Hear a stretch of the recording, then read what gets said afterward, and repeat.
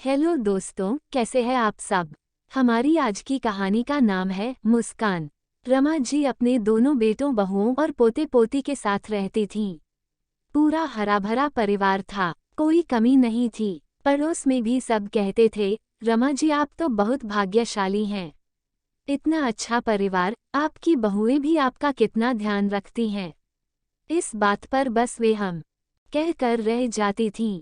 उन्होंने अपने शुरुआती दिनों में काफी कठिन समय देखा था। उनके पति जल्दी ही चल बसे थे और दोनों बेटों को उन्होंने अकेले ही पाला था। वे खुद एक शिक्षिका थीं और 5 साल पहले ही रिटायर हुई थीं। अब तो घर की परिस्थितियां भी बदल चुकी थीं। बेटे बहू सभी अच्छा कमाते थे, पर वे खुद को अतीत के समय से बाहर नहीं निकल पाई थीं। वे जैसे मुस्कुराना जानती ही नहीं थीं। उस बीते समय की वजह से उनका स्वभाव बहुत गंभीर और चिड़चिड़ा हो गया था। ये सब देखकर सब परेशान रहते थे, पर कोई कुछ बोलता नहीं था, क्योंकि वे सब अपनी माँ का दिल नहीं दुखाना चाहते थे। पर उनको ऐसा देखना भी उन सब के लिए मुश्किल था। और त्योहारों पर भी बहुएं जब उनके लिए तोहफे लाती तो वे तब भी यही कहती थी कि मुझे फिजूल खर्ची पसंद नहीं। बहुओं का दिल भी दुखता, पर वे सब्र कर लेती। सारे त्योहार बीत जाते, पर उनके चेहरे पर वही गंभीरता रहती। घर का माहौल भी नीरस रहता।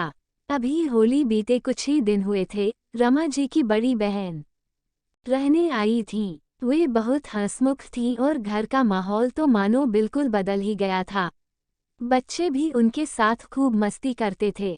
कभी भी बच्चों के साथ पार्क जाती, कभी उन्हें घर के आंगन में बैठकर कहानी सुनाती। एक दिन कहानी सुनते सुनते बच्चे बोले, बड़ी दादी आप कितनी अच्छी हो, आप हमेशा के लिए यहीं रह जाओ हमारे साथ। आप हमसे कितने प्यार से बात करती हैं, आपके साथ हमें बहुत अच्छा लगता है। ये सब सुनकर वे थोड़ी मुस्कुराई, फिर बोली, क्यों बेटा, तुम सबके पास तो रमा है। जैसे मेरे साथ रहते हो वैसे ही रमा के साथ भी रहो। पिछले दिनों ये रहकर वे समझ तो गई थी कि घर का माहौल कैसा है। उन्होंने ये भी सोचा था कि वे रमा जी को समझाएंगी। इतने में बच्चे बोलने लगे, नहीं दादी, हमें पसंद नहीं करती। वे हमें कभी प्यार से नहीं बुलाती और ना ही कहानी सुनाती हैं। हमें उनसे डर लगता है।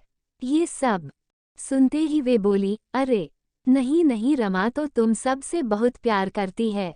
तुम्हें पता है बचपन में वो बहुत शैतान थी, सबका मन लगा कर रखती थी। रात हो चुकी थी, बच्चे सोने चले गए थे। वे रमा के कमरे में आई और रमा जी के पास बैठते हुए बोली, रमा, जब से मैं आई हूँ देख रही हूँ तू अब भी अपने आप से पुराने समय के हिसाब से ही जी रही है। अब तुम्हारे पास हंसता खेलता परिवार है, धन धान्य से भी परिपूर्ण हो।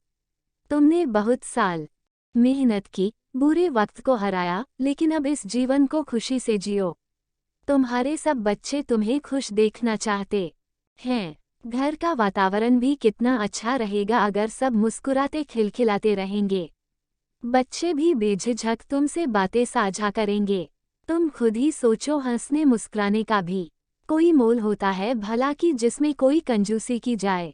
अपने परिवार को मत बिखरने दो। तुम्हारी बहुएं भी कितना ख्याल रखती है तुम्हारा, ये सब मत बिखरने दो। और रमा जी को अपनी गलती का एहसास हुआ और तब से रमा जी सबके साथ हंसने खेलने लगी।